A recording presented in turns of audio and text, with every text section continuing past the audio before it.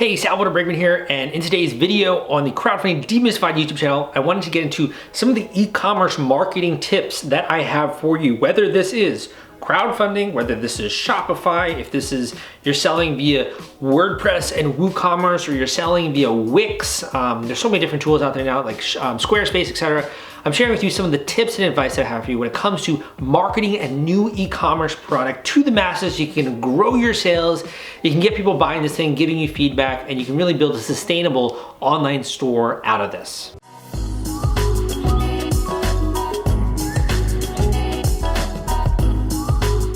All right, so let's get right into this. I got my start in the crowdfunding industry back in 2012. I've written the book, The Kickstarter Launch Formula. I have a lot of courses out there when it comes to crowdfunding, and I've seen a lot in the way of companies that get started via Kickstarter, transition to e-commerce, and are able to have a fully fledged online store, whether that's for a tabletop game, whether that's for a physical product like the nomadic bags and backpacks. There's so many different examples of people that are starting with crowdfunding going to e-commerce, and I've also helped e-commerce companies that are out there, right? So I kind of want to boil a few of the tips, the quick rapid fire tips that I have for you if you're a business owner or you're a marketer and you're trying to learn more about this e-commerce stuff and how to really position your brand better.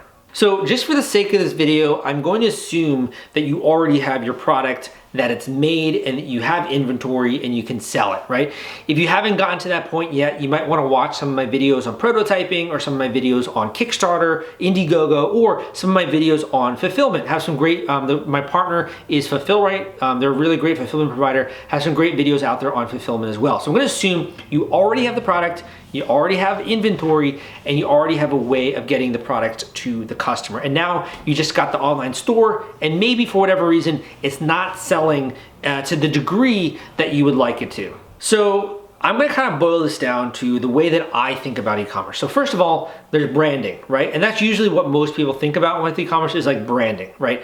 Number two is traffic. How do you get traffic to a store, right? And number three is conversions. And then there's some other ones that we can get into, more advanced e-commerce topics, like a lifetime value of a customer referrals, like all that kind of stuff. But just to keep it simple, I'm gonna focus on those three big daddy points in this video. So first of all, branding, right? The branding is the relationship that you have with a customer. It's kind of like your name. It's kind of like your face, right? When you think of Salvador Briggman, you think of my name. Maybe you think of how I look. Maybe you think of my CrowdCrux colors, you know, the blue and the red, or the Crowdfunding Demystified podcast. You might think of a few different touch points which you've had with my brand. The brand is really just how people recognize you, the vibe, the actual emotional feeling that you have toward a product, kind of almost the way you've been pre-framed to think about a product. And finally, the relationship that you have, right? So of those three, the most important is the framing, is the context in which people are going to view your actual product. So for example, you could have a very premium brand, and by that I mean based on your font. You can hear the sirens in the background because I'm in Brooklyn, New York. Based on the font, based on the colors, based on the design that you have on the website, right? Or your package inserts, the way you've packaged your product, people might think that you have a premium brand, right? And now whether or not that's true, that's obviously up for debate. It's up to the quality of the product itself, right? But you can give a perception of a premium brand. Here's a great way. Let's just say you go into a store. I want you to play this mental movie in your head, right? Pretend you're going into a store, and the store, number one, has really these glass windows. You can actually see into the store, and you open up the door to the store, you walk in, and you don't see lots of products, but let's just say it's a women's store, right? You see bunches of little platforms of individual handbags. So an individual handbag is on one platform, an individual handbag is on another platform, an individual handbag is on another, and maybe like one has light on it that's being shined down onto one particular platform. What would you think? I would think, wow, this is probably a pretty pricey store, right? Or if you notice that special care and attention to detail has been spent to just highlighting one particular product in that store, you probably think that's an expensive watch, that's an expensive purse, that's an expensive product, right? Now this is all done by design. if you went into the same store and let's just say it wasn't glass windowed walls or anything like that, you walk in, you just see tons of handbags kind of stuffed together, or you see lots of watches just kind of haphazardly put into this box that you kind of have to dig through and look at the watch you want, you're probably going to assume it's a $20 watch, right? Or maybe a $30 watch at most, or a $15 watch, the kind of stuff you might see if you go to like a Walmart, right? Or you just see lots and lots of quantity. There's a different emotion, a different feeling that comes with those two stores, and it's all based on your pre-framing before you go into those stores. The same thing happens with online and digital marketing, which is based on the colors, the fonts, the way that you look and feel of your actual website, the branding, the way that you present it, right? The lighting, etc. That is going to pre-frame someone in order to determine how they're going to interpret your brand. So if you see a certain Instagram video or an Instagram post with certain styles, let's just say more of an elegant or more of a luxurious brand, you're gonna assume it's more of a high price product, and you're gonna start to think differently. And you're gonna start to think of, is this gonna be worth a splurge investment, right? And you're gonna start to imagine yourself, there's a longer duration of your decision that you're gonna have to make if it's more of a high price product. If it's more of a low price product and there's not as much thought going into the branding like that, it's more of like a quick $10 decision, you're not gonna have to think about it so much. So you won't have to have the same level of marketing. So the first advice that I have for you is to figure out which bucket you want to fit your brand into, right? Are you in the low priced, middle priced, or the premium price bracket? And how is your branding reinforcing the pricing messaging or the way that you want people to view it?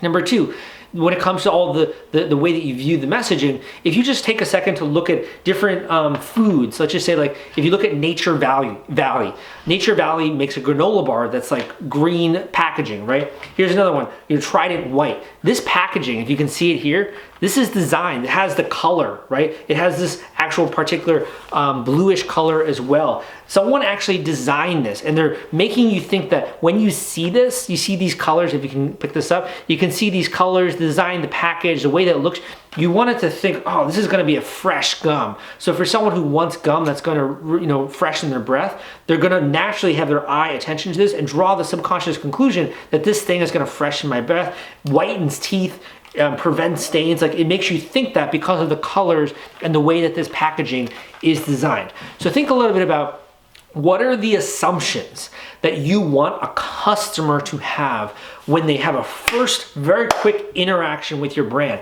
This water bottle that I have here, think about the shape and the design of this and the colors that they have, the ergonomic shape. How is this different from just a normal simple Poland Springs water bottle? Obviously, this is gonna be more expensive. Why? Because of the shape and the feel. And the fact that this has some kind of balanced pH level hydration kind of stuff that they say, the marketing guff, right? So think a little bit about what box you're gonna fit in. That is my first tip for you. Number two, we talked a little bit about branding and how that relates to colors and look and feel, the way you pre-frame someone before they actually interact with your brand. Number two is basically thinking a little bit about the ways in which you're going to get traffic. Now, traffic is something that I feel like everyone knows what traffic is. It's people coming to your site. But I feel like when I was just getting started, I just saw traffic as like visitors and page views. And I didn't really pay much attention to what actually comprises traffic. Because traffic, when it's kind of like very abstract, because you're not really imagining someone on their laptop or someone using their phone scrolling and actually coming across your website. Traffic, at the end of the day, are human beings. They're people with thoughts, opinions. They're doing something. They could be eating lunch while they're looking at their phone. They could be walking to the subway, right, while they're browsing through their Instagram feed. They could be on the subway. They could be commuting, right, and they're stuck in traffic and they're looking through. They're human beings. Traffic equals human being, right? I mean, obviously you think, unless you're a couple of aliens among us or something, which I sometimes think I might be. But that being said, traffic are people. They have credit cards, they have social security numbers, they have places where they live, they have family members. They're individuals and human beings. And some people are better customers than other people. In the same way, some traffic is more profitable than other traffic. If you ask me, hey Sal, I just came out, just say with a new product. I came out with a new watch, which is really expensive luxury watch, which is like, let's just say $800. Would I rather market that watch to 100 business people who have a lot of money and maybe like to splurge and spend a little bit on themselves, or I'd rather market that watch to like 100,000 teenagers. I'd probably actually rather market it to the 100 or so business people who have a lot of money to spend, because probably a bigger percentage are going to convert. If you're a teenager, they might not have even the money to spend on it, right? Unless they're really wealthy, if there's a way if I could like validate that data. But it's unlikely that that's going to be a super good conversion. People might be like, oh, this is amazing. And they might share it a lot. They might like it a lot, but they're probably not going to make a purchase, right?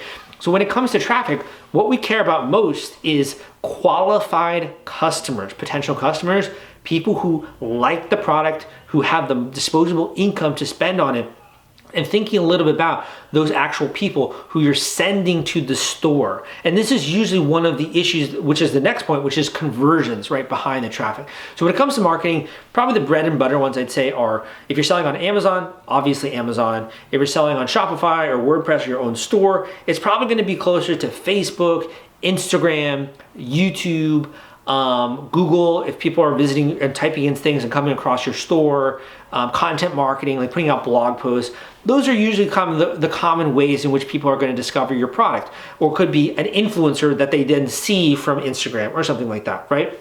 So this is the kind of common ways in which people visit your website. Now, before they visit it, they are pre-framed with branding. That branding could show up in the form of imagery. It could show up in the form of video that they see. It could show up in the form of what they read, the text that they see before they stumble on the page, right? So the actual ad text, the ad copy they see, it's going to be pre-framed in some way in order to understand what it is that they're going to be coming onto this page. Why did they click, right? Why did they go there? They're going to have a certain type of mindset when they arrive on your online store, and that's the pre-frame.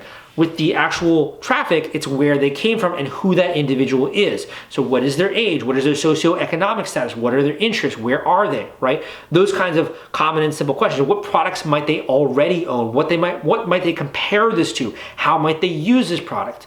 These are all questions that we can answer on a coaching call with me, or that you can get into individually just by taking a little bit of time in order to think a little bit through who you want to visit the store, right? Next comes in the conversion. So the conversion is the hardest part.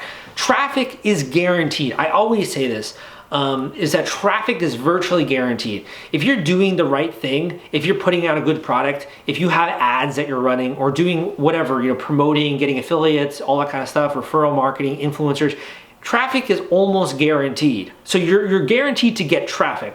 What is not guaranteed is quality of traffic. And what is not guaranteed is that traffic will convert into sales. So just because you have a lot of people who are walking by on the street where you're selling a product, right? You'll just say you're in a major metropolitan area, you have a little store, and people are walking by. That is guaranteed. People are gonna pass by your store if you have good real estate. What's not guaranteed is that they're gonna stop, they're gonna go in the store, and they're gonna look around. So now they're looking around, that's not guaranteed that they're gonna buy something, right? So the purchase, the conversion, that is where the business building starts. That is where you go from just having a crazy idea or having a store that's open for business to actually becoming and building something, building a business out of thin air is the conversion. So you should almost be obsessed with asking this question. If you have traffic, if you have good branding, why is it not converting? Or if it is converting, how do you convert it at a better percentage? With conversion, that comes down to answering three simple questions. One is, what is the promise?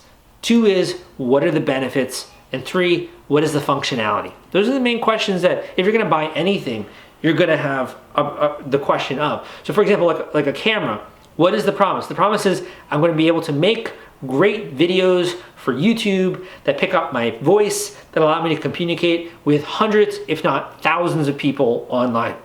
That promise is a given. That's why I'm in the market maybe for a camera, right? So I already want the promise. Therefore, I am a potential customer in that market demographic. Number two, the benefits. So there are a lot of different types of cameras out there. I have a G7X PowerShot, which is more like a vlogging camera. I have my EOS 70D. There are also, this is a 1080p camera. There are 4K cameras. there are a lot of different benefits to many different cameras out there. And depending on the benefits that I want, I'm gonna maybe focus more on the EOS 70D, or I'm gonna focus more on this other one, like a Sony that's maybe allows me to do 4K. So depending on the benefits I care about, that's gonna segment me further. Let's just say I'm already segmented then to I'm on the website, I see the EOS 70D camera, which is right in front of me here. I like the benefits, I like the promise. What else do I need to know before I buy this thing? Well, probably I'm gonna take a look at the specs, because before spending that level of money, I'm gonna have some questions. I'm gonna have some questions about, battery life maybe, or some questions about what kit lens does it come with? Can I actually have some external audio? Because I bought in cameras before that don't allow you to plug in external audio. I might have some questions about what are some of the other lenses that might come with this if I buy this on Amazon that are available there. So I might have a lot of questions. I might just have to throw a tripod into my order, right? Because it doesn't come with one, maybe this particular offering. There are all these little micro questions, and that really comes down to the functionality. And when you cross off these three major things of promise, benefits, functionality, that's when someone is, okay, number one, I want it. Number two, it sounds good. Number three, this is a sound financial decision. I'm not making a stupid decision. I'm gonna buy it. And then they click buy. When you check off those three things, you get a conversion. If you are not checking off those three things, something is holding people back from converting, right? So there's something wrong with the marketing. Maybe it is the promise, maybe it's the benefits, maybe it's when it comes to the technical specs, maybe they don't like the price, right? There's something that's holding them back, and you as an e-commerce marketer, if you can identify that, then it's like you identified an obstacle in the stream, and now the water can just really easily flow through the stream downhill, and it can flow into the major reservoir, which is a lake, or in your case, revenue into your business, which you can then use and reinvest and grow your business. We covered a lot of the e-commerce marketing framework and some of the tips. Now, what are some of the things you can use, some of the tools, some of the things you can actually implement and execute on what I just shared, right? Because this is a lot of great theory, it's a lot of great understanding of my system, and it's so important. But how do you actually execute on this, right? I want to now just spend a little bit of time on that. First of all, branding. How do you do branding? One, you could hire another company. You could hire someone like me to help you with the branding. Two, you could do it yourself. When it comes to doing it yourself, or let's just say, or a low cost person, you could do like a Fiverr, right? You could find someone on Fiverr to maybe make you a logo, right? But it's not going to be super good quality, but that's a great entry point if you're just new. You could have some people help you that way. What about some of the other tools if you want to do it yourself? Well, a great tool would be Canva. Canva is a really easy drag and drop editor that's free, and you can put together some great Instagram posts or graphics or a Facebook cover photo using Canva. What about video? Well, you could upgrade to Canva Pro, or you could use something like promo.com. Like promo.com, you can make a very simple drag and drop promotional video for a new product, and you could test that out with an ad and make sure that that video has a lot of the elements of your branding, right? So it's really easy to get started. You don't have to start from the beginning with like iMovie, right? You could use promo.com or one of these similar tools like that. Some of the other ones just real quick are Animoto, Biteable, Registro, a bunch of different ones. I mean, you could also, if you want to use like Final Cut Pro, or you could just hire an editor to make you video. But you can basically, when it comes to branding, we talk about photos, which could be Canva, video can be promo.com or one of these other ones. The other element of branding is your website, right? So your website, you could start a website if you're doing e-commerce on Shopify. I'll include a link down below. You could do it on WordPress and WooCommerce, which is basically you install a WordPress website using Bluehost, and then you add on the free WooCommerce plugin, and then you can sell via that website very easily. So I'll include a link down below to a special offer with Bluehost where you can get a domain name and a bunch of stuff really cheap. A lot cheaper than Shopify if you want to. It's just a little bit more work, honestly, because Shopify, it's more expensive, but then they have a lot of apps and cool stuff. Same thing with WordPress. You can have lots of apps. You can download themes and frameworks, a lot of free stuff. So that would be another easy way to do your branding, is just download a simple WordPress theme or a Shopify theme to make it look the way that you want. You could also use Squarespace. You could use Wix. I'll include a lot of links to these to be able to set up your website easily and quickly. Finally, when it comes to your branding, there would be like the packaging, right? And those kinds of things. So you could use 99 Designs, you could use Fiverr, you can get some great made for you there. And you can work with a fulfillment company like Fulfillrite, one of the sponsors of my videos. in order to get a package insert put in there and to help with the branding. Okay, let's talk about traffic, right? So traffic, first of all, some of the tools that are out there that can help you execute on this. Let's just say that you want to do really good with social media marketing. You could use a tool like Hootsuite or Buffer, Edgar, any of those tools out there in order to automate your social media marketing. Another one, when it comes to paid ads, is called AdExpresso. That is a tool that will, if you're a very beginner to Facebook marketing, it is a paid tool. It will help you set up Facebook ads in a much more user-friendly environment. You can also hire this out, hire someone like me to help you run Facebook ads for your e-commerce business.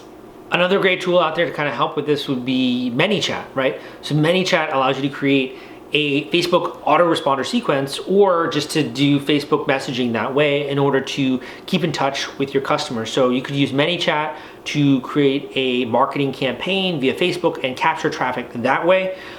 You could also, if you want to, if you're going more of the Kickstarter route, use a tool like Lead Pages in order to create a pre-launch page. There's also a little bit of e-commerce functionality there. I wouldn't say it's a full-fledged e-commerce store, but if you're just doing some testing or you want to work and do a Kickstarter campaign, that could be a really easy way to begin to get started, to capture leads, to capture interest, to test out pricing, right? This is basically a testing phase before you go full-fledged with e-commerce. That's another great tool. Finally, I'll leave you just with a few quick ones for conversions, right? So conversions, that does kind of, it does differ depending on the audience and your type of product. But some easy ways you could boost conversions are, if you're using WordPress, you could look at some of the plugins out there that can maybe help you do a countdown timer if you're doing a deal. If you're using Shopify, you can look at some of the plugins out there or some of the apps that allow you to do a chatbot kind of customer service functionality.